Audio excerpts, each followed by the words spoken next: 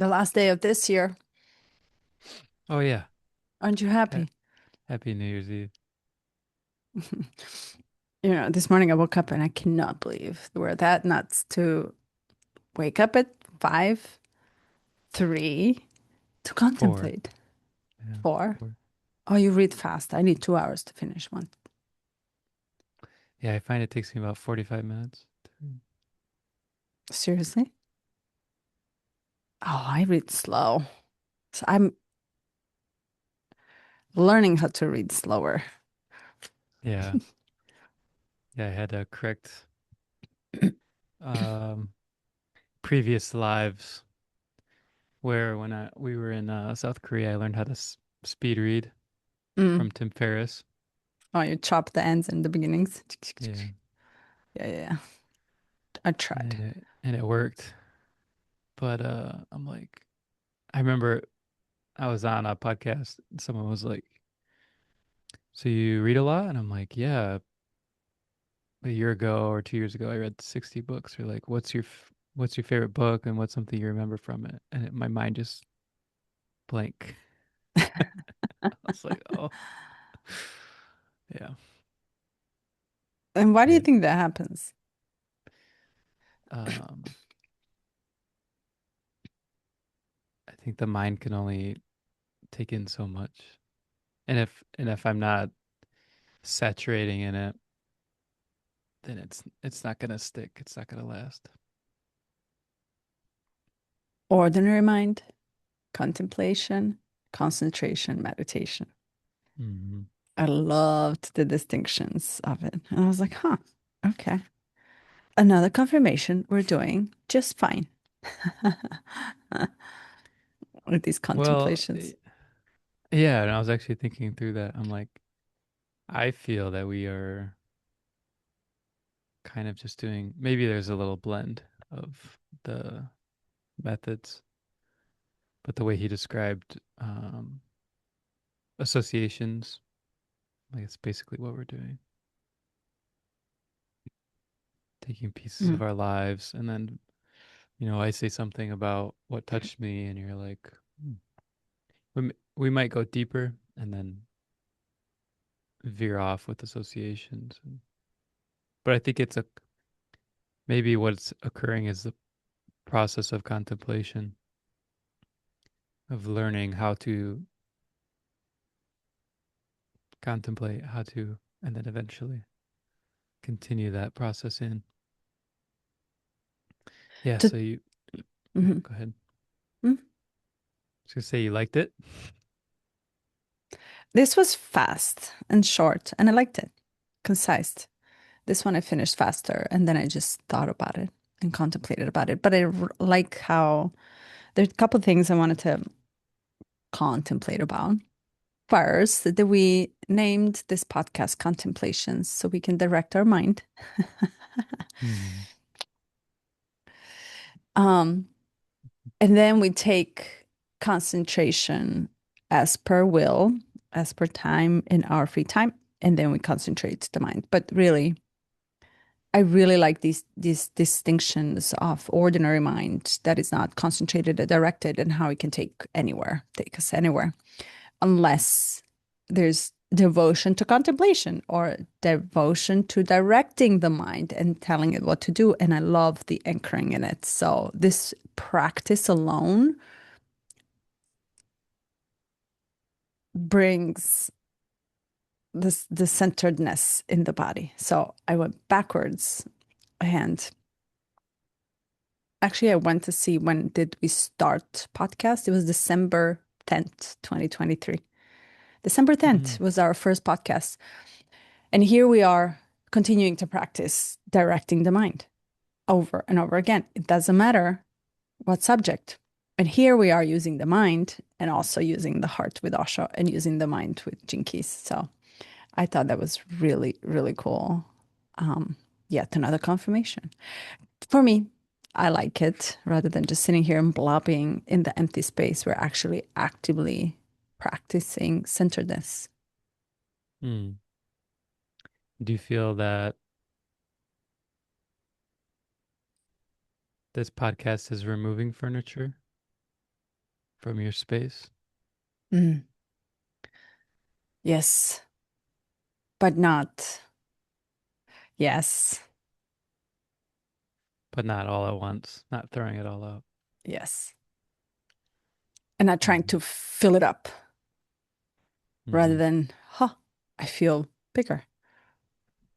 Hmm. And that's it. There's no like highs and lows, these extremes that he's talking about when I feel I reached a rocket, like I went there to extreme speed, whatever space that it is, and I just became so excited. And then I have to pull back, though this happens in real life, but during the contemplations, it does happen. But during the contemplations, it's always somehow s- really steady afterwards. I feel Hmm. open. I feel more space. I feel grounded, but it's steady. Hmm. You? Yeah, I was reflecting on last week because last week I was like floating way up here and you were like, okay, let's bring it back down. And I was like, why? I can't. So when he was talking about how when people, it was like the language he was using, I'm like, this is exactly how I feel. Oh, they feel as if they have become instruments of some other energy, some other force. They are no more. This feeling comes because really their totality is not actualized. Only a part of it is a fragment. You have not touched the sky. Only one of your fingers has touched the sky, and you remain rooted on the earth.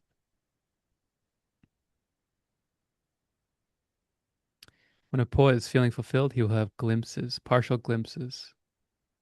So he's kind of discussing like he's showing the difference between total, what he calls total man, and the artist, the creative, the poet, the musician, and how ordinary man has these experiences where they feel like they're touching the sky. And I was like, I love that the way the phrasing, touching the sky. Um, but then they come back down, and so they'll touch and come back down. And he says, because this is something else and it feels separate from your normal state, that ordinary man will go to extremes within it. Like Beethoven was on stage, he was a god, and then at when he came off, he would have been a disappointment. Like, the what's the saying? You don't want to meet your idols. Mhm. Yeah, there's like that element there.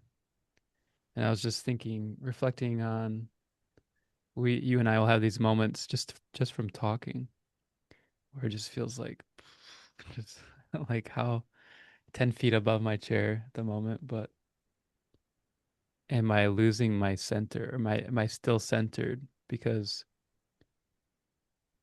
last week I had this temptation to just fly off. I was like, oh, just go. Yeah. I don't really know the answer. Just found it to be found it to be resonant, and I'm very curious too. See, I got this different, actually. I understood it differently. There's an ordinary man, and then there's a poet and an artist, which Mm. are the people that are using some centers to express. And then there is a totality. Oh, sure. Yes. I agree with that. Okay. And the Hmm. distinction between is very much which center, as he talked about the previous one, is activated and which center is used to bring you back into the center out of which now you talk from your heart, out of which now either you're a Beethoven or you are Einstein, total rationality. And I love that. And then small percentage of people can do both, which is so confusing. The Say that others, again. small percentage of people can express the being through two centers or more. Hmm. which is very confusing to the ordinary man who is looking up for one center only, and it's one centered, like either Hmm. rational or irrational.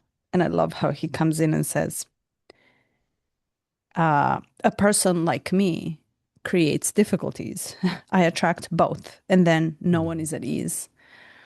Whenever I'm talking, then the head oriented person is at ease. But whenever I allow the other type of expression, the head oriented one becomes uneasy. And I find this fascinating because when you meet a person who is heady, Hmm. granted, we all have being and center, right? So the navel is there for all of us. It's just how we find it. And then you operate from the heart. It is almost like a different planet we come from. It's like, Hmm. Hmm. and when you are so centered in the navel, it doesn't matter. You see the difference. And I love the myths that he talks about these two enlightened beings and sages that are expressing through different centers. It doesn't matter what center. To them, it's like, fine, you're heady, you're heady.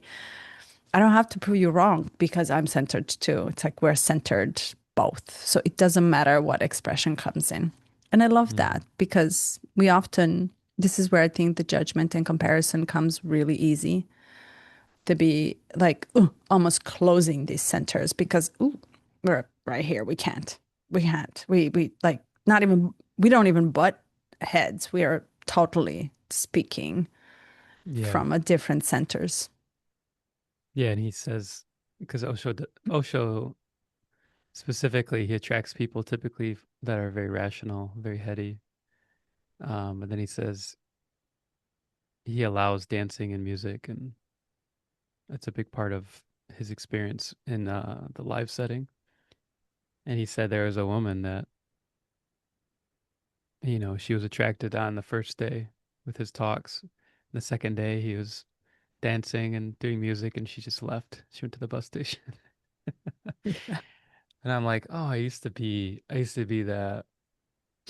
It's like if you capture me in the space of the mind, then I don't want anything to do with like embodiment or dancing or expression or painting or anything, poetry. Um, but then if you had caught me in like a mood of the heart, I would have tossed this. I would have been like, you don't need any of that. It's not important. So it's interesting to see.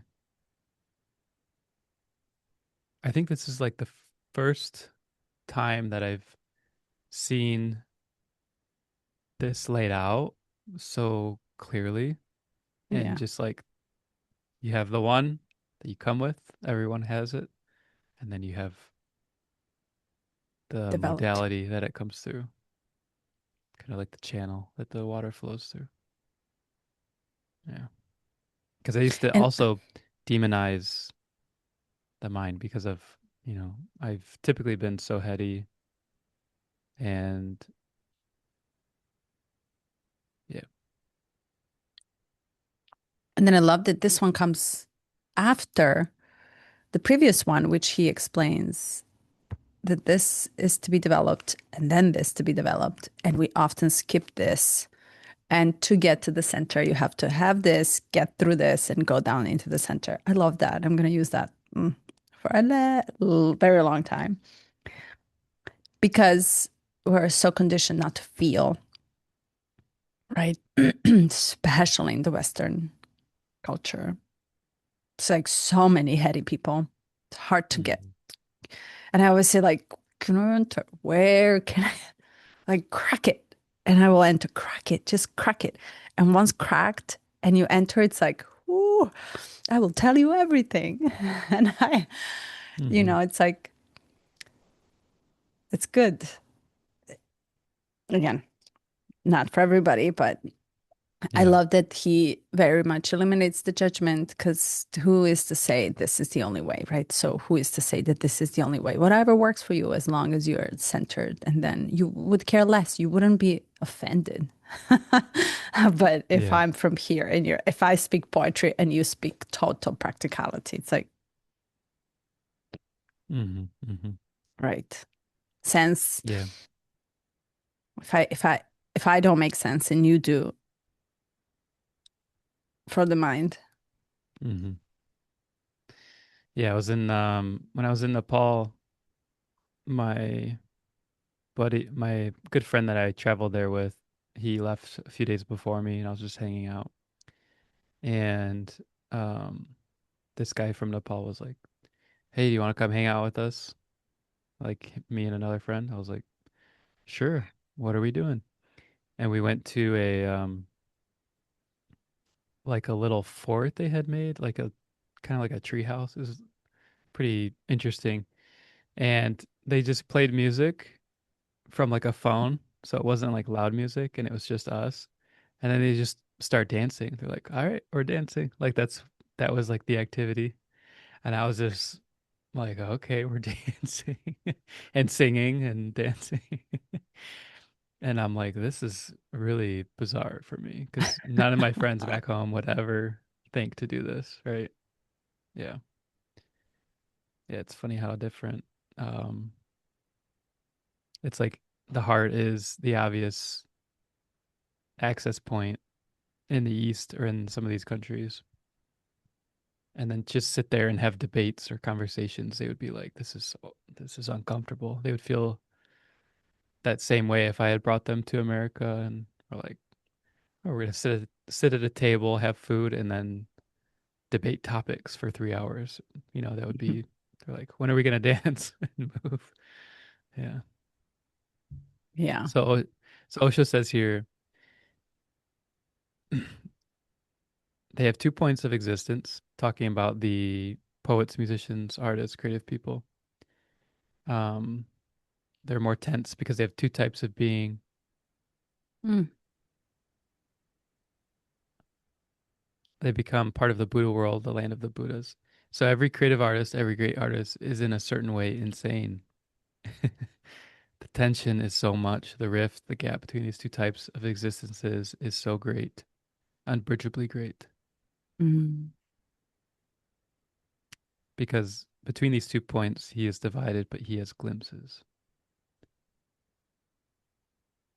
So, this concept of what he's talking about, total, becoming total,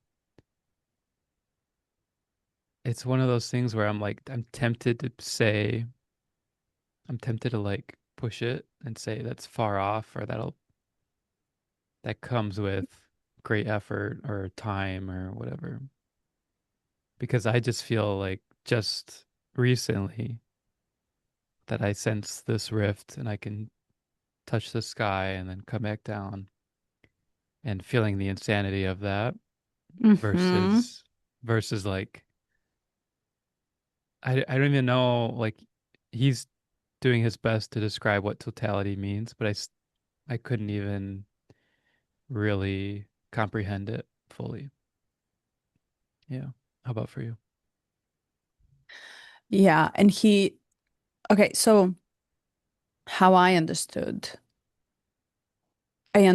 what when he was saying and almost like and talking about the artists and creators and in general, when you feel a lot in this part of the body that is nonsensical, which is the right side of the brain, you experience a lot more than mind can comprehend. And with such experience comes the expansion.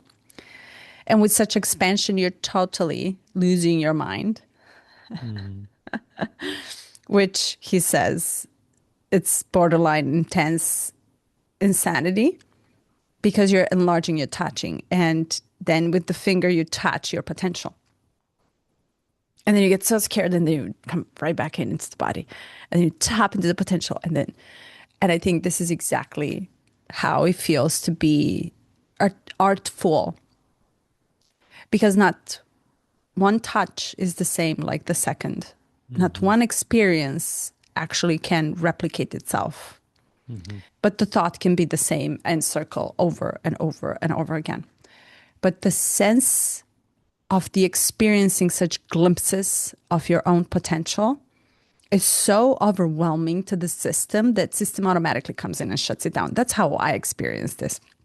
And the more you play, and this is just the beginning of coming into the center to play with nothingness, with total silence, with void.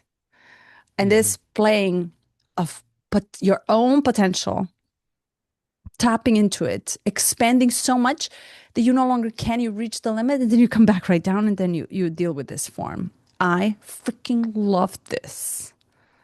So much so that I actually desire it so much, which he explains is the path to self-actualization or self-realization, because there are the desires and desires and desires.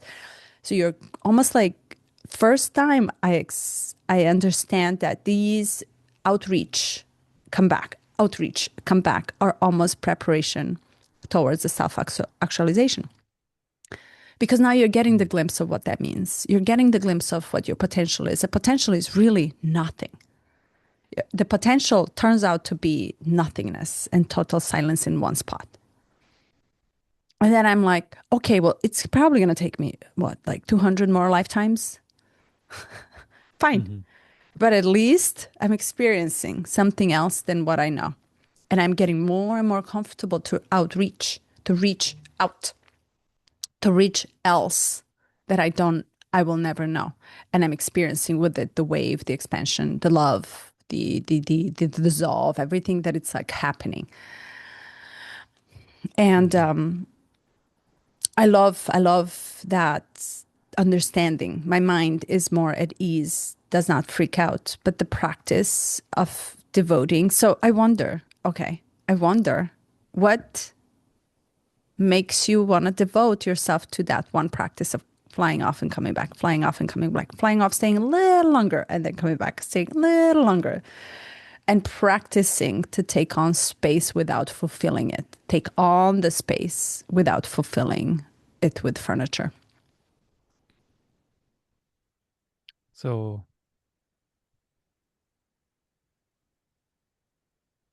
what's the motivation behind it? Was your question?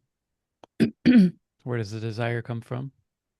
Yeah, and in what way are you actually practicing this? What is there one way that you find a pattern that you can practice this and this, and then this, and then this, and then this, Hmm. a little longer, a little longer, a little longer space for nothing.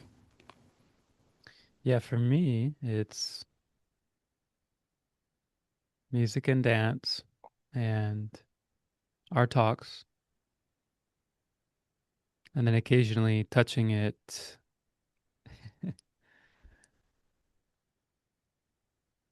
and reading sometimes, depending on the text. Sometimes in parenting when it's Mm. quite immersive. Um, and I'm finding more and more moments where it shows up. I think, yeah, yeah, that's kind of revealing some things about the quality of the experience itself that maybe when we start out or when I start out, it has to be, or I think it has to be something very extreme or very profound, or to be touched on the head by a guru, or to, to fall off a cliff and be stuck in the ocean, like have it be so strong of an event that pulls you out from the center. And then what I'm finding is it's becoming more gentle, like to have it during our talks. I think the first time I ever felt it was in Jinki 13, and I Mm. didn't feel it again until I think 30 or after. There was like a big gap. And then now it's like pretty regularly where I'm like, I'm touching the sky again. um, Love it. but it feels more gentle. It doesn't feel as jarring, like the difference in the resonance. And maybe that's, you know, someone could explain like the physiological reasoning behind it, or the astrological reason behind it, or whatever reason there is. But my my guess is that it's a process of becoming more centered through touching. Th- yeah, I don't know how to explain it other than like it seems like finding the borders and the boundaries, the edges, or that there is no edge, touching that space where there is no edge allows for more presence in the day to day, and then that softness, and he explains that they ease. Someone is so easeful that, yeah. Now that this is coming up, I'm like, oh, that's what totality means. That's what being a total man is. Someone who is so easeful that they are desireless. It's almost Mm, like in experiencing it initially, it comes with very strong desires to experience it again, or to make it last longer, or to understand it with the mind, or to bring it not just from the back of the neck and put it in the whole body, or to just, or to die in it because it's so blissful. Um, but in mm, ease, like the desire to do anything with it is gone. You're just present with it. You're just here and now, and then also being easeful when it goes, and not saying like, um, I should or should not. This, yeah, yeah. mm. Thank you for that question. That really helped. Yeah. And then it makes me think, you know how it's trendy. It's true, but it's also trend. It became trendy. I want to be seen, heard, validated. Hmm. And what does that mean to to you? Like, what does that mean to be seen, heard, validated by other, witnessed? And to me, this is like such a deeper experience of your own being in which you actually do not need what you think you need to be seen, validated because you've seen yourself. And I love that he brings Mm. back this very simple whenever you're ready to meet yourself,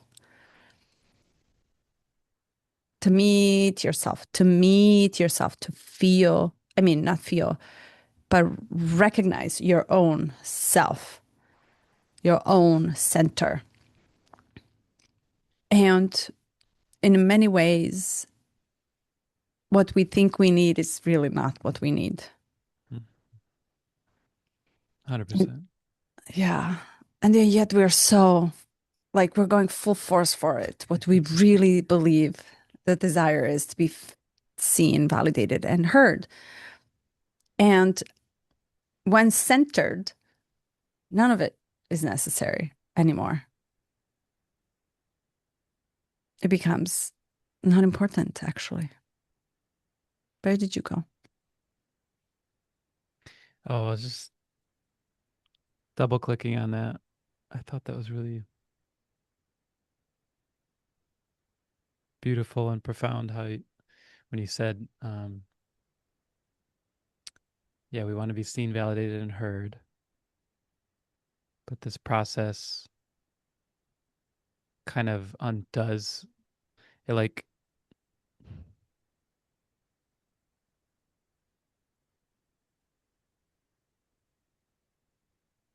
it's almost like we feel that we're doing a puzzle and there's a bunch of missing pieces. And only if I could be seen, validated, and heard, the pieces would start to fit. They would come together. And then through this process of whatever this creativity is doing for us, we're actually finding that the puzzle is actually more complete when we're not trying to put it together. Like, I don't know how to explain it, but yeah,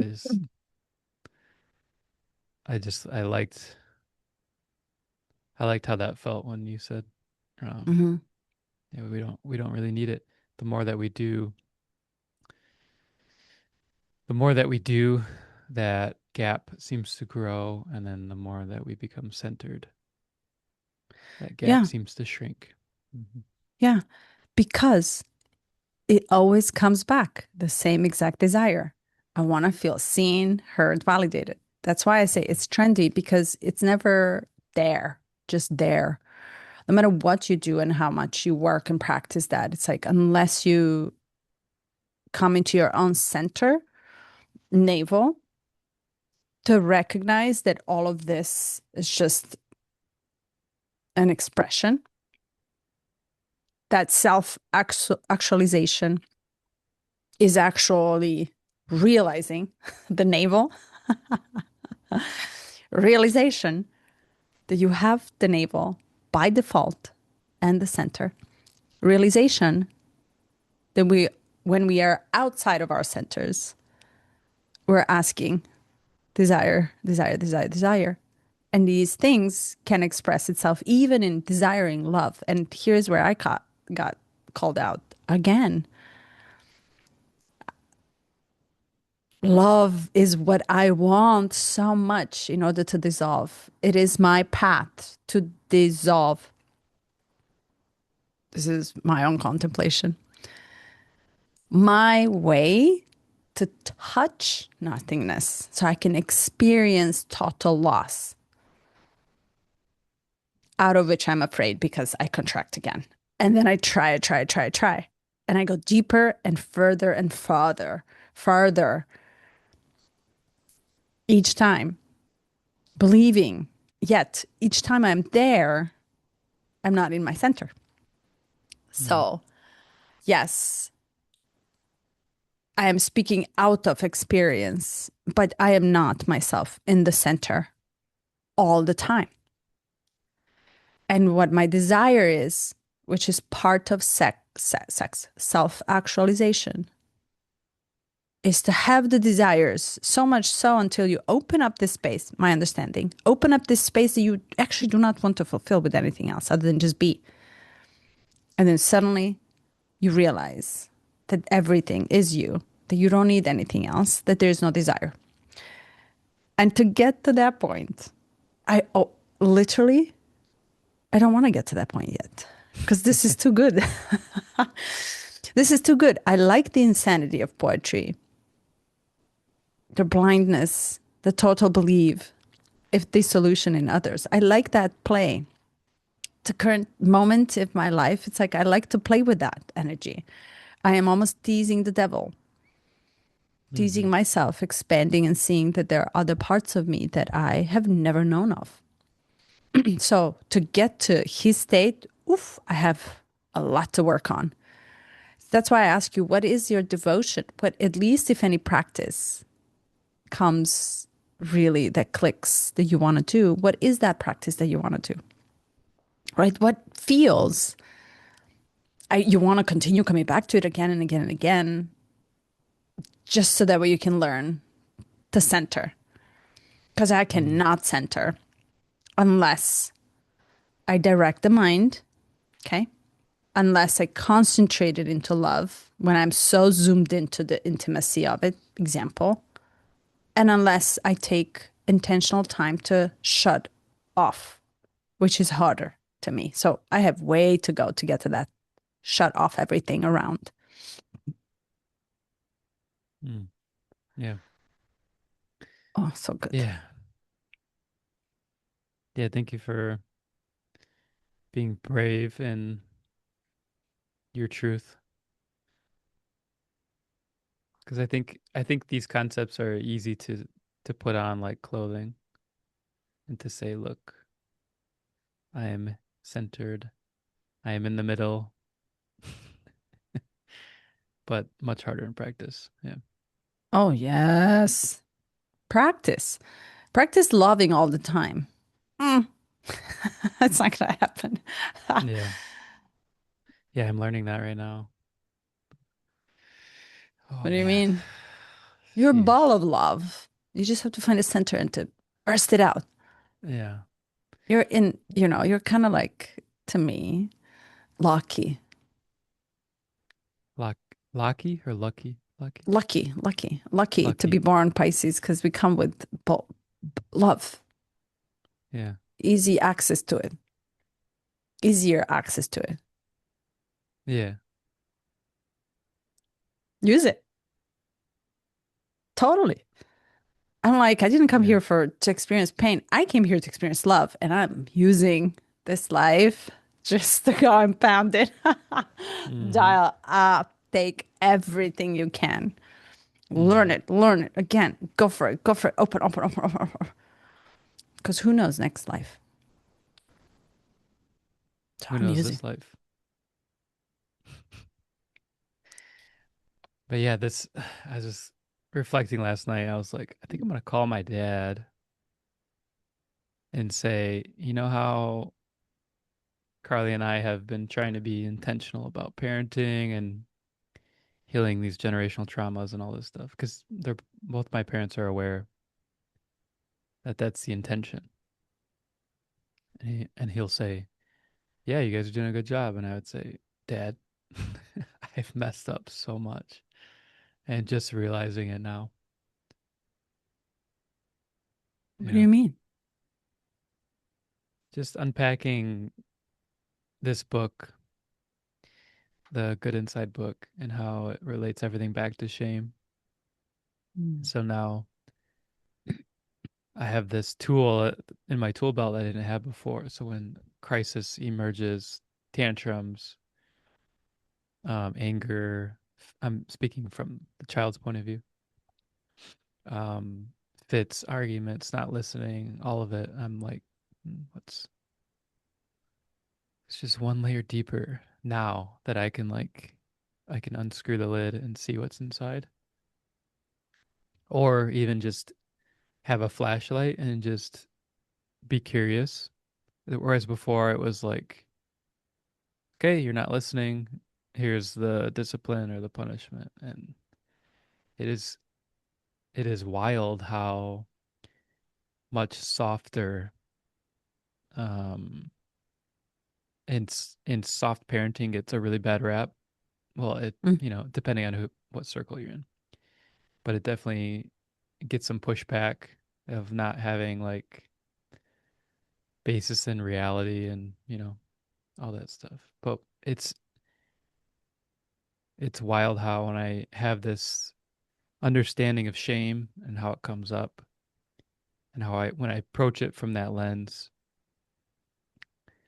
I can feel so much emotion in me as the parent in that moment because I'm not able to it's like I'm unpacking my own reactions, my own reactivity and choosing in that moment to say there's another layer here and there's a sense of responsibility too that is uncomfortable to take on, which is like, they're not listening because they don't feel connected, or they're lashing out and they're angry because they're not able to process this stimulation that they received, whatever it is. But when I soften into it and then they inevitably like collapse into my arms and then they start crying and they tell me what's going on and I'm like, "Oh my gosh, it's Yeah. almost like." And there's this feeling like there's just a well springs of these events that will continue to occur. And it's amazing because I have three boys. I was telling Carly, I'm like, good thing we'd have girls because they would just be like a, a ball of lovey, gooey, messy, like emotions. But yeah, I forget what sparked this association, this rabbit trail. You being a ball of love in your practice. You've been practicing it with your dad and your kids. Yeah. Yeah. All that to say, um, this is currently my process of becoming more centered and easeful. And also choosing the middle way here is like Mm. profoundly difficult because the emotional states that they are experiencing as young children, it just like I wish I could. I mean, I don't really wish it on anyone because it's it's very intense. But also, I would like for you anyone to experience it, and especially for you, because it'll just pull it out without you have to do nothing, and you can be great. And when your kids do this to you, it just pulls the thread until you find where you're uncomfortable. Like yesterday, I'm like, oh, I laugh when it gets too thick, gets too uncomfortable. And I used to think my laughing was like, look how cute, how just over the top this reaction is. And then yesterday I was like, I need to not laugh because I was getting stared down with heavy brow and anger and like this really intense and then he was like starting to throw things, but like he would throw things and then look at me like this. And like he was just waiting to see, am I lovable? Do you still accept me? Am I bad? Mm. And I just had to hold this moment and I wanted to laugh so bad because I'm like, it's so ridiculous. But I was like, don't laugh because that's that's proving the point. That's like he's getting validation on the side of, okay, I'm not accept like my dad is laughing at me and my intense emotions. That means something I'm doing is not lovable, right? He has to laugh at it. Yeah. Uh Mm. Intense. yeah. I'm grateful, but you say like, you have the love go into it and it's But can I just add something? What you're yeah. saying is that autonomous nervous system reaction. This Mm-hmm. is not predictable. It is automatic. It's actually involuntary, meaning you're not even aware. And this is where I think what you just did, you came, you came to your awareness in that split second, and Mm-hmm. then you change your reaction to it. But 10 out of 10, unless we practice what he's saying, it's just a little gap, a little longer each Yeah. time. And then you start learning how to react differently to the world and everything else. But to do that, you first have to figure out what is happening inside of you. And that is absolutely out of the control until you start directing the mind to pay attention to these things. So what you're experiencing in the tantrums or these like shocking moments is a complete autonomous reaction of defense. I laugh at funerals. I get Yeah. it. I totally get it. And I think it's, oh, lucky me, I'm laughing. Mm-hmm. Do I ever want to actually really sit and face it? Why am I actually laughing? What am I defending myself from? What am I so afraid that I go in a complete opposite? So it's very powerful to understand that there are involuntary nervous system protective mechanisms at play that we're not even aware. By the time you cut your, it's same exact thing. Yeah, yeah. You cut yourself, you see the blood, it doesn't hurt. But the time it gets to your head, then it starts hurting. It's like this delay is the gap. The gap of where you can enter to change the way you react to the world, other than allowing the reaction for the world to run your life. And I Mm-hmm. love what you just said because it's so potent. And you, as a parent, get to practice this over and over and over again, almost to you can't Constantly. even rest from it. Mm-hmm. And when they say it's the fast train to the enlightenment, because you're practicing this exact, almost like not restrain, Mm-hmm. Gene Key, right? So restrain. And then Mm-hmm. once you realize you're acting differently, and then you can change. And then the whole domino happens afterwards. The world changes. The, his way of taking lovability from you, which is different, is changing his whole evolutionary path. So it matters that split second. Yeah. Yeah. Yeah. Wow. Thank you for sharing the, it is really about nervous system regulation. And if we're thinking about,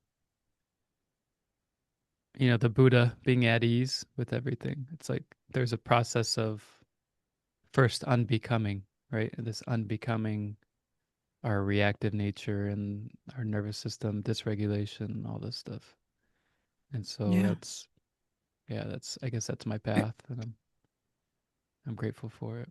And I can really feel these certain moments where, like, when the anger softens, and then all of a sudden he's on my shoulder and he's crying, and I can like just slightly touch generations before Mm. who are Mm. also in that process, also in that unfolding. Yeah. Yeah. And this isn't just like, it's not just a family line too. It's really, it's the morphic resonance. It's the human evolution. It's the total, it's all of us that we're doing. And so, as a beacon or as a corner, everything that we do with intention makes a difference. I really believe that. Oh, totally. And through that intentional practice, and I love he says, it's practice, it's practice, it's practice. Come back again, come back again. We will make mistakes in order to learn how not to.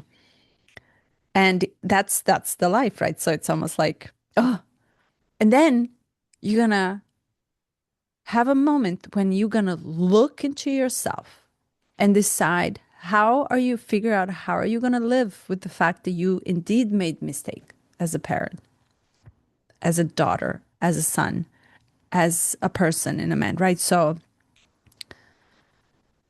can we face ourselves and sit with that part of us as well who did not know? Yeah. That's Well, that where goes the back to, shame, the yeah, the shame. guilt, Yeah. It goes back because to the it's, shame. yeah, it's, there's not one time, not like, it doesn't, it's impossible to just be perfect and be good to everybody because we unconsciously hurt other people just by choosing ourselves, right? So it's almost like this whole layer of the head is so thick. These notions and stories and patterns and we learned thoughts of how to behave and structures are it's to me it's the thickest. And then you enter into the feeling, which is the widest, which is so vast and so hard, almost like it's like, but you meet yourself here. You don't, I judge myself here. I meet myself here. And I cannot just do this or this. I have to do both in order to learn how to accept myself fully and wholly, right? So I cannot ignore the fact that I have hurt people. I have said things that hurt others. Hmm. The intention was pure from the heart. But the fact is that I did say something that was, like he said, and I have to learn how to feel the guilt of it, how to live with the guilt without ignoring it. How do I ignore something that is part of me already? But all this to say is that we kind of have to deal with both of those in order to come back into the navel where to get at ease. How ironic. What a freaking irony. Yeah. I love Yeah. it. And yeah, it's really good. Really, really good. Mm. Yeah. Mm.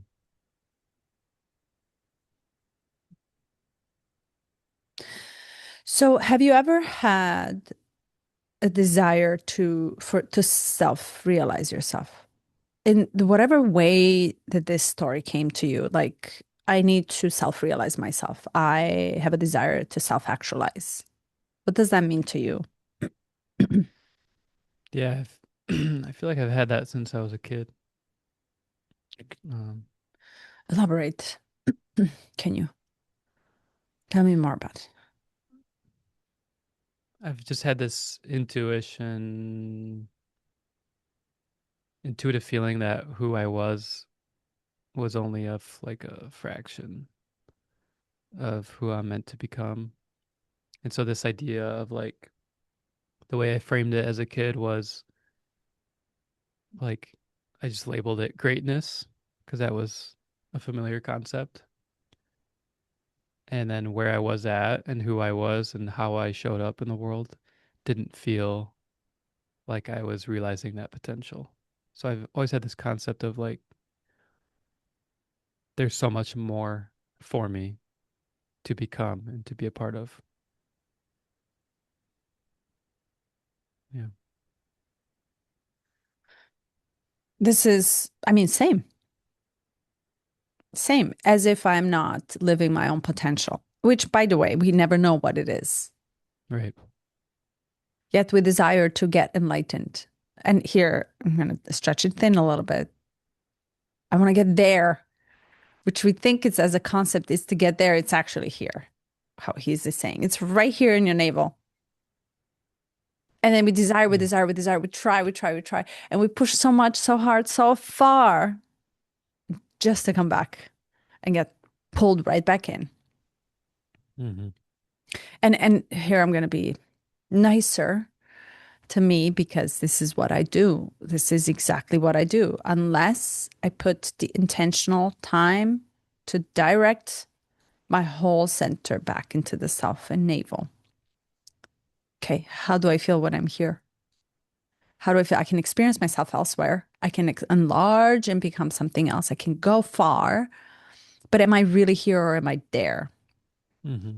So to self, like you said, to self-actualization or to realize myself, I have this sense that there's so much more. And until this sense, it's almost like I'm not working on more. I'm working on the sense because the sense is telling me it's there rather than actually here. Yeah. Yeah. It's such a powerful word that holds a big grip onto the desiring endlessly over and over and more and more and more elsewhere. Well, Self actualization. mm, yeah. It's kind of scary. That's how I perceive it. It's like, it's Yeah. a tough teacher, the word. Mm-hmm. Well, because you can take it out to its finality, potential finality. And, you know, also he mentioned the Theosophist in this chapter, which I was going to Mm, touch on. I was like, what? I knew it. He's like, yeah, and their model is really good. I'm like, what is this glazing that's happening? Um, I love it. but you could, yeah, you could take out actualization to finality and say like, okay, 200 lifetimes, whatever it takes. And then, or the evolution of humanity as Gene Key 55 lays out. Our skin becomes translucent. We can teleport, telekinesis. We start to travel to different star systems, on and on. And then, of course, the theosophic understanding of who we are, where we come from, of like the monad or godhood, and it's split into three components, and that's split into, and it's like we have these lighter and lighter truths of who we are that emanate out from source, and then we're just this like fractalization human story that's occurring, this like event, right? So Love it. yeah, there's that too. And that's, yeah, like you said, that's very uh discombobulating, like this, like it's like that, it's so beyond our five senses that it's like that pull is too strong. Like, why is this a part of my story? Why is this in my heart? Why is this showing up in my life? You know? Yeah, right. And it's like, do you ever look at the average? the average person and have a little tiny mote of envy of like, why can't I just have a simple life? Us as Pisces. Is that the question? Yeah. It's one of the questions. Yeah. It's a rhetorical question. Oh, I see. Yeah. You just said like something, and then I just kind of boom like this went. Mm. Something exploded in my heart, my center, right? So to me, it's my center here. And I will also go a little further. Sure. If the universe is so big and so vast that we cannot even put it in the sense of any type of sense, we cannot experience the universe in this tiny body. He's trying to bring you back into the center of yourself so you can experience the vastness of the universe. And this too also is just one way of being to me. Hmm. It cannot be the only way. It just is one way. Why the center? Why not everything? Why nothing versus everything? You see how the Well, paradoxical, Mhm. I have something. Yeah. Please. Yeah. So you mentioned paradox. I'll let you finish, and then it's totally on par. So.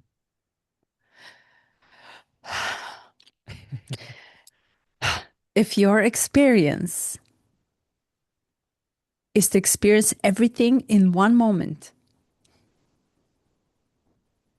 who am I to say you need to experience nothing in that moment? If he is saying the center for theosophy is absolutely great technique, we're talking a technique of a human who lived on earth and had the same form as me. It's just one possibility. This is where I challenge him. And if Rumi and Beethoven's and all these masters of lovers and love experienced it through this one center, it's just one of huge potential. Like you said, if 55 comes in and makes us not eat salt anymore so we can become see through, translucent, that's just another potential. I think we're limiting ourselves by just having one way because we're multi layered, complex, and we can handle multiple truths. Not two, multiple truths. Same way, like we can experience two worlds simultaneously. Potential is endless. And I'm laughing because what if just 1,000 years from now, what Tantra is 4,000 years old? It has not changed his way. But what if it changes? It's just limited. It's just the maximum of the time being, but the time will become. And we're literally eliminating a potential of everything by coming in. So, all this to say, try and don't follow. Find it. Find 1,000 different methods. He's right. One will work, but he might not be right that there's only 112. Hmm.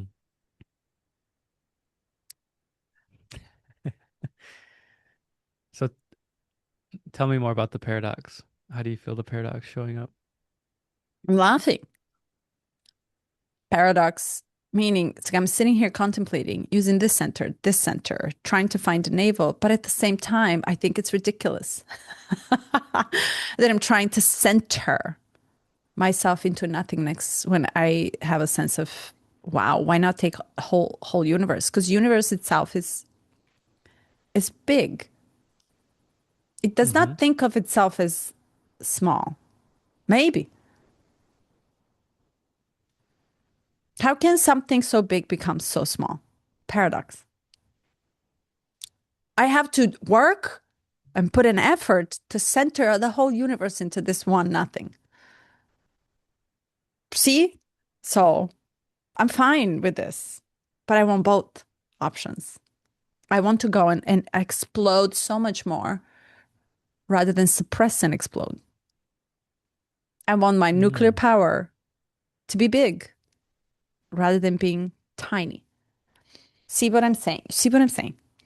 So I love that he's challenging me, but I challenge right back because He's absolutely right when he says, what did he say? Ah, you cannot become Einstein. Individuality cannot be repeated. Hmm. Individuality cannot be repeated. But to find the individuality, to me, what if that is exactly self actualization?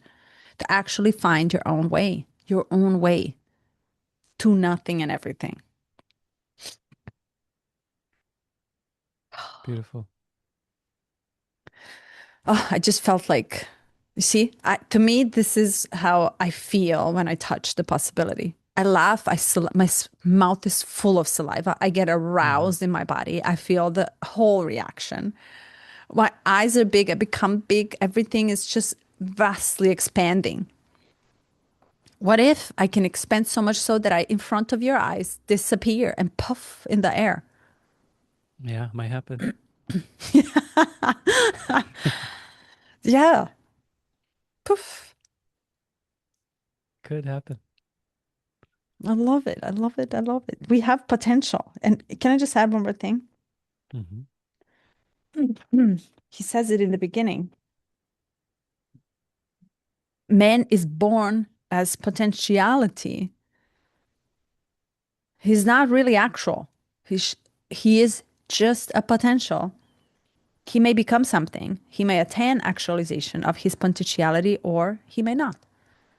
Man is born as a potential. That was my word in 2025. Potential. My word Mm. for the year. Potential. Potential.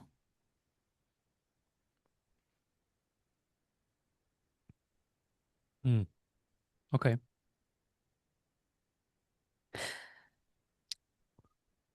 I think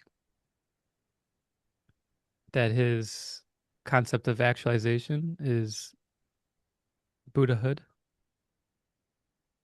and not the identity, the personal identity of who Buddha was as a man, but the energy of Buddha within each of us. So there's that piece. Yeah. Then the other big paradox is this navel center is I've been having this like back of my mind like these thoughts are trying to come in as we're talking and I'm like, hold on, we're not ready for it yet. Um, but that this navel center you talk about, it's like a moat, it's becoming nothing, it's making yourself small. It's and then there's a quote from Tao Te Ching, which is all rivers flow to the ocean because the ocean places itself beneath everything. Mm, And I think about that. This paradox is like this toric field. So you have a black hole. Did we discuss this last? mm-mm, I don't know, I read something or yeah. But you have a black hole and you have a like yin and yang. So you have like I forget what they call it. I'll have to find out where I saw this or read this. And the energy creates a toric field, this like bubble around where the yin energy goes to the yang, the black hole. Black hole absorbs it, and there's an emanation out as well because the very like the quantum nature of it is as you enter the black hole, which absorbs all light, all matter, all energy. There doesn't seem to be anything on the other side, but if you go through it, there's everything on the other side. It's a portal, and that occurs on both yin and yang. So this being becoming smaller, removing the furniture, becoming nothing, becoming lower than everything, you become a font, like a deep gravity where everything comes in. and you experience both. So I just wanted to,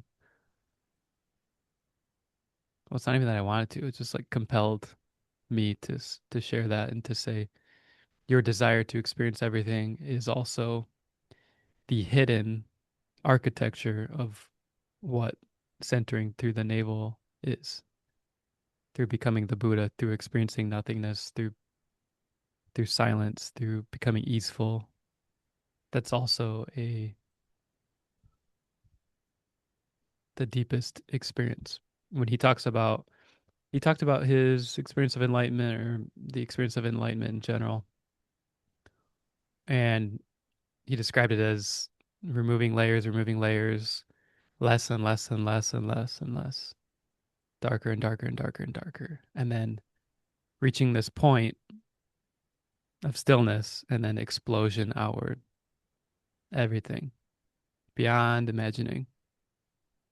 And so, what if your desire to reach only gets you so far, but by becoming small, Hmm. you get far more than what you could possibly reach for. I Both are mean, both are but valid. yeah, both truths.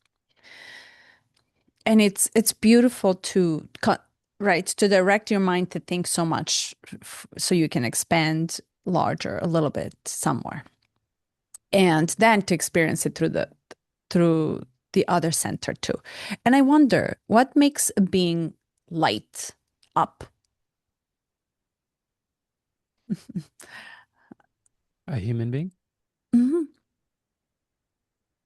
What makes a human being, and why I say this, because the human experience is limited by default. You can only go that much. And then you have soul that can expand and last to the eternity and infinity back. So the soul comes in already from a different neighborhood, sits in this vehicle, is trying, and really the mostest they can do is to light up the being, the body. So you have the saint, then you become a saint. Maybe, what if just that experience in the human body is the max the human body can take?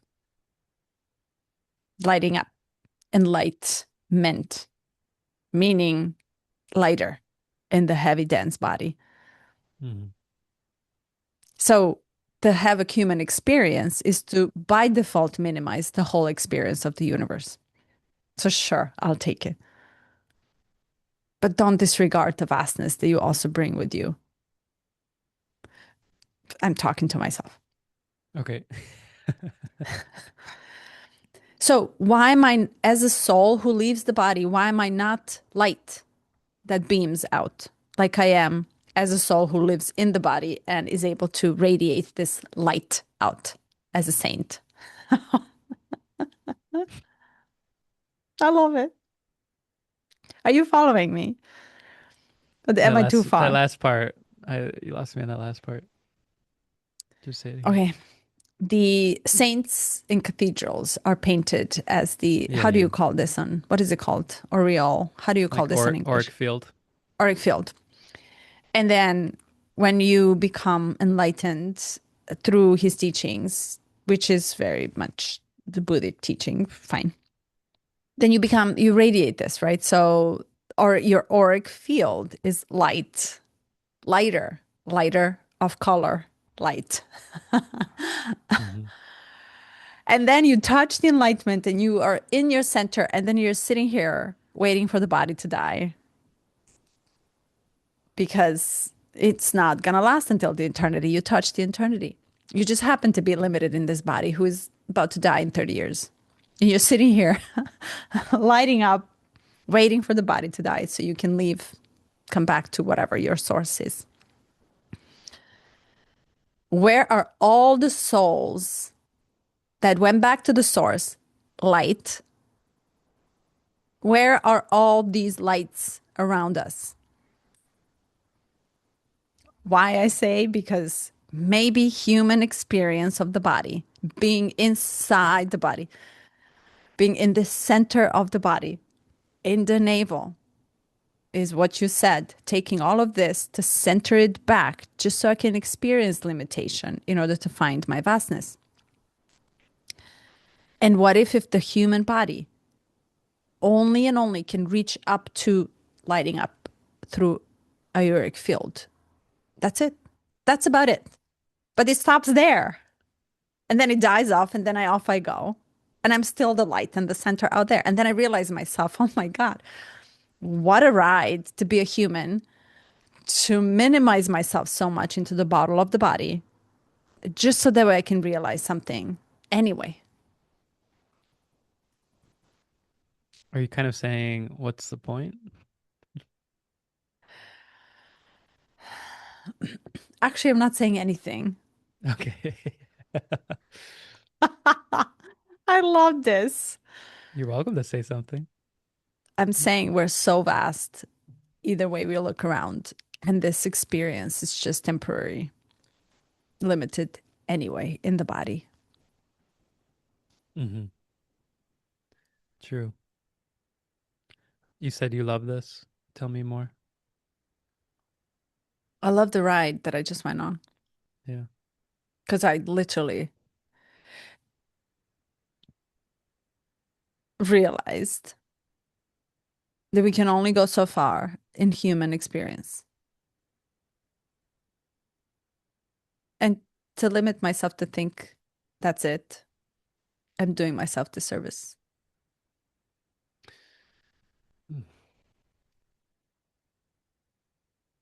Me personally, the path are many, one ocean. Mm. Yeah, I just want to unpack one piece. You said, where do the souls go who are like, who light up? Because you're saying like they're not here anymore. Where is the light that you see? Do you see the light?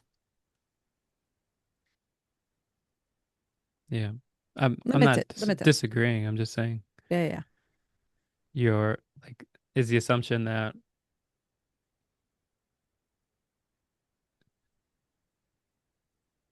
I'll say this. My assumption is that enlightenment, when it does occur, a number of people choose to leave, and only very few people choose to stay or are called to stay to help others. Do you have that sense?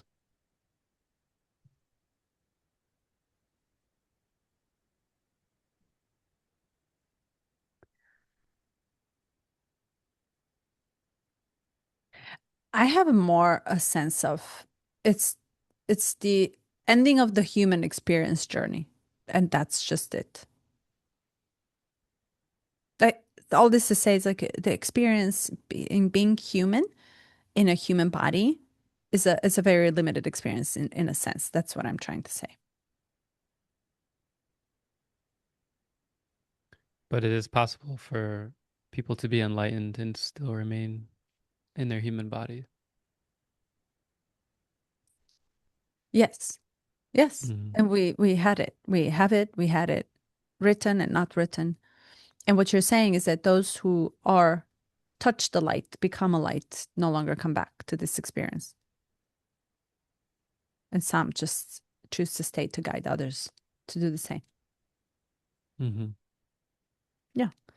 And when you touch the light and you decide to leave, who knows? Maybe you don't come back, but you are vastness. Okay, let me rephrase it. All this experience in the human body to come into the center of nothingness, to experience everything into nothing. And who knows, maybe you just come back to everything afterwards. It's just another experience. Mm-hmm.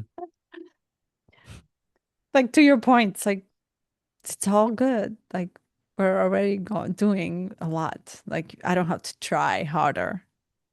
Yeah. Yeah, there's that. And I'm just curious. Like I'm just trying to see from your eyes, hear from your mind. And it sounds like this idea of humanness and then there's something else. And then from your perspective, am I getting that right? Yes. Mm. Yeah, and I have this like I don't know why I do this, but I have like humanness the whole way, like for some reason. Mm. But I see your distinction. Yeah. Yeah, my it's like I'm my only understanding of what my soul is through this human body. So it's like I can't I for some reason I just haven't separated it. So yeah. Yeah. My only understanding to what soul is through this human limited experience right now. That makes it more tempting. To bye bye. Where are you going? Um yeah, it makes it more alluring But why would you when you're right here, right now, having this experience?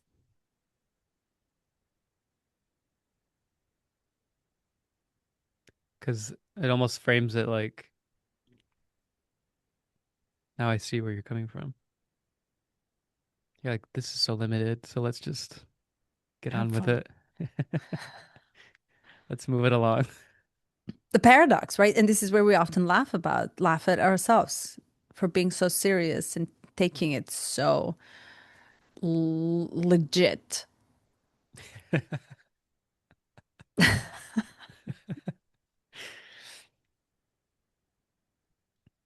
Hmm. Because it's true. Wait, can it be true too that I can disappear from your eyes at any moment? Why were Yeah, we totally excluding that as an option? go for it. Just send me a memo so I don't panic too much. I love this. This is a good way to close the year. We only have 10 more hours and then 2026 hits. Happy New Hmm. Year and happy old. Happy, Happy happy old. old. Yeah. Yeah. Some of it was happy. Yeah. Neptune and Pisces. Let's go. Let's move on. Total delusion. So what? Yeah. Yeah, well, it definitely helped to bring out that feeling of so what? Why so Yeah, serious? the paradox of seeing more and more ridiculousness and then just letting go a little bit more. Yeah. There's of course profound usefulness in that experience, despite how hard it was. Is still have a few more months. For Neptune? Hmm. Oh, is that what you consider New Year when Neptune goes direct? Yeah. I mean, Nice. there's that. There's also like this is we're still in winter. This New Year is a little bit arbitrary. Hmm. The months are incorrect. Yeah, they changed the calendar. Like really the new year would be spring equinox, March 20th, Aries. So so this Yeah. I feel like it's like more of a it's like okay, you say happy new year and nothing changes. People try to change their lives on January 1st. It never works. Or it's very difficult. And you know what's funny? At least when I'm being fed by algorithm, is a bunch of people saying, I'm sick of New Year's resolution. How about we do not do them this night? Like a lot of people refuse to even say what was all this year. Because last year it was all about, oh my God, great 2024. Yeah. Collective is nuts. I love it. Hmm. Yeah, Nuts. I We're think all a that little crazy. you can kind of see like this shift to everything is like becoming really like let's just question all of it. Let's question it. Even to the like most people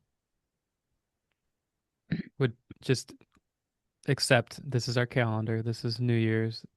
So for even that to be questioned, it's like, okay, we're getting somewhere. Let's continue to question everything and only adopt whatever can serve and move us forward. Mhm.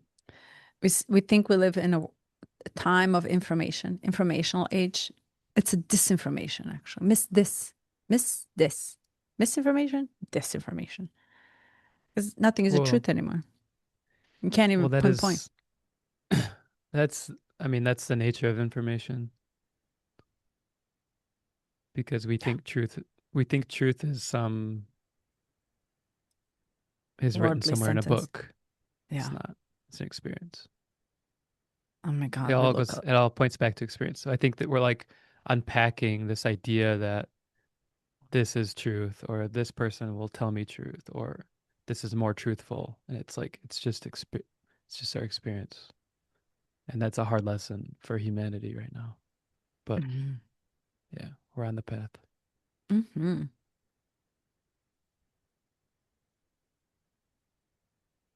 A happy New Year. Happy New Year, Buddha. And then I'm gonna wish you another happy New Year on spring equinox. March March 21st.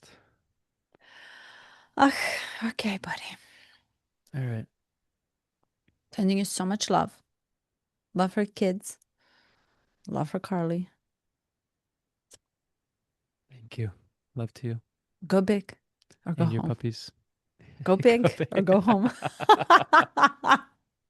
That's what they meant. Uh-huh. Ciao. Ciao. Bye.